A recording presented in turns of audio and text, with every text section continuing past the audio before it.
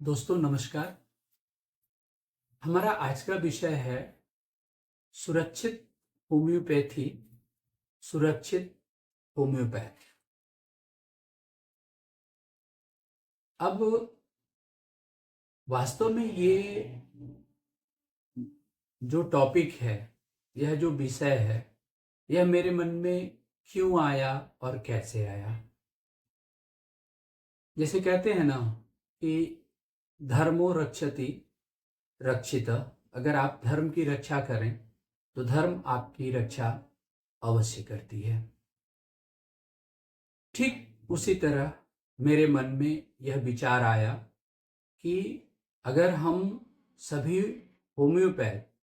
Homeopathic मतावलंबी अगर homeopathy को सुरक्षा प्रदान करेंगे तो होम्योपैथी हम सभी होम्योपैथ की रक्षा अवश्य करेगी, ऐसा हमारा विश्वास है। इस वीडियो पे हम विस्तार से जाएं और आगे बढ़ें, उससे पहले मेरा एक विनम्र निवेदन, अगर अभी तक आपने हमारा चैनल सब्सक्राइब नहीं किया है तो कृपया इसको सब्सक्राइब करें, बेल आइकॉन पे बटन दबाएं ताकि हमारे जो भी विचार, हमारे जो भी वीडियोस रिलीज हों वो आप तक आसानी से पहुंचें और आप हमें आसानी से रीच कर सकें। डॉक्टर श्रेया। तो सर सबसे पहले तो ये जानेंगे हम कि ये जो सुरक्षित होम्योपैथ है, इससे आप मतलब आपका क्या तात्पर्य है और ये आपके मन में ऐसे विचार आए कैसे? यह विषय वास्तव में एक डिबेट का विषय है और गूढ़ विषय है। जैसे होता क्या है कि जब हम अपने संस्कारों से भटकते हैं तो कहीं न कहीं हम अपने धर्म से भटकते हैं और अपने धर्म से च्युत होते हैं, मतलब अलग होते हैं, और अपने धर्म के प्रति हम भ्रमित भी होते हैं कि इसकी यथार्थता क्या है। मैं बड़े प्रभाव के साथ ये बात कह सकता हूं कि आज भी तमाम सारे लोग जो होम्योपैथी की पढ़ाई करते हुए भी ये विश्वास नहीं कर पाते हैं कि क्या वास्तव में होम्योपैथी दवाएं इतनी अच्छी कार्य करती हैं, इतनी अच्छी प्रभावी हैं। जैसा अभी कल का ही एक विषय है कि एक महाशय जो हमारे चिकित्सा में हैं, उनका बेटा स्वयं एक होम्योपैथ चिकित्सक है, लेकिन वह चिकित्सक का कार्य नहीं कर रहा है, कहीं बैंक्स वगैरह में जॉब कर रहा है, क्योंकि वह सीधे कहता है कि मुझे भरोसा ही नहीं कि होम्योपैथी दवाएं काम भी करती हैं। बेसिक बातें, होम्योपैथी और होम्योपैथी का धर्म क्या है। होम्योपैथी की जो चिकित्सा पद्धति है, यह नेचर्स लॉ ऑफ क्योर पे आधारित चिकित्सा पद्धति है।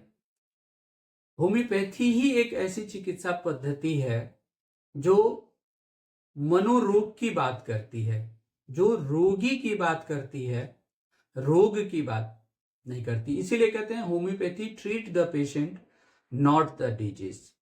और होम्योपैथी में अपने इसके सिद्धांत हैं, जैसे law of similia, law of simplex, law of minimum. ये जो कार्डिनल प्रिंसिपल हैं 3 और 4 और भी सिद्धांत हैं, जिसमें drug proving, drug dynamization, vital force और क्रॉनिक डिजीज की थियरी है। तो इस प्रकार 7 जो सिद्धांत हैं। अब बीइंग ए होम्योपैथ, अगर हम होम्योपैथी के सिद्धांतों का अनुपालन नहीं कर रहे हैं, अक्सर आजकल देखा जाता है कि लोग पाश्चात्य संस्कृति और पाश्चात्य सभ्यता के बहुत ज्यादा उससे प्रभावित हैं और प्रेरित हैं। कम समय में जो पाश्चात्य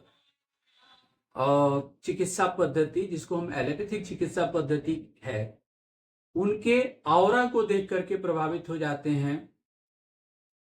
एक मॉडर्नाइजेशन, मॉडर्न टूल अपनाना चाहते हैं, कम समय में ज्यादा धन कमाना चाहते हैं, और साथ में तमाम ऐसे, अगर हम कहें कि वास्तव में होम्योपैथी का जन्म ही क्यों हुआ, इस पेनफुल जो चिकित्सा पद्धति है, जो मॉडर्न चिकित्सा पद्धति है, और उस समय और भी पेनफुल चिकित्सा पद्धति थी जिसमें शल्य प्रोमिनेंट फिगर था, उससे बचाने के लिए महात्मा हेनीमैन ने एक रैपिड, जेंटिल और परमानेंट क्योर देने वाली चिकित्सा पद्धति की इजाद की। आज हम अपने मूल सिद्धांतों से भटककर पेटेंट दवाओं की ओर, दबा देने वाली चिकित्सा की ओर, पैलिएट करने वाली चिकित्सा की ओर, यहां तक कि कुछ हमारे होम्योपैथ चिकित्सक बड़े मंचों से भी बड़े खुले तौर से कहते हैं कि होम्योपैथी में भी स्टेरॉयड है, और ऐसा पाया भी गया है कि तमाम पेटेंट दवाओं में लोगों ने स्टेरॉयड डाल रखी है, जिससे कि रोगी दवा खाते खाते ही कहता है कि सर, दवा लेते ही मुझे आराम मिल जाता है, जब तक दवाई लेता हूं आराम रहता है, लेकिन दवाई छोड़ने के बाद फिर हमको समस्याएं आती हैं।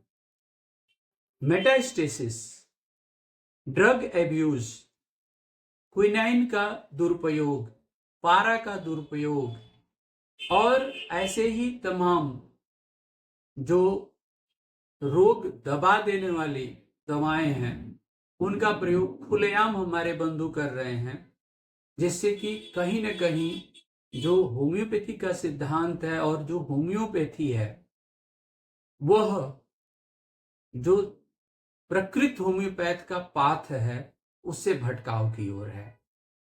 ऐसे में ये, यद्यपि कि इसकी शुरुआत महात्मा हेनीमैन के समय से ही हो गई, क्योंकि अगर ऐसा नहीं हुआ होता तो 5th edition of organon of medicine में महात्मा हेनीमैन जो मॉन्ग्रेल सेक्ट कहा, ऐसे लोगों को जो होम्योपैथिक सिद्धांतों से पथभ्रष्ट हो रहे थे, उनके लिए उन्हें वो कहने की जरूरत नहीं होगी। इसे और अच्छे से समझने के लिए हमारे चैनल पे एक वीडियो पड़ा हुआ है, जिसमें मॉन्ग्रेल सेक्ट्स पे हमने बड़े विस्तार से उस पे एक चर्चा दिया हुआ है। तो ये है, ऐसे में हम एक प्रकृत होम्योपैथ के रूप में हम चाहेंगे कि हम हमारे सिद्धांतों को समझें और होम्योपैथी की रक्षा करें, क्योंकि होम्योपैथी की रक्षा अति आवश्यक है।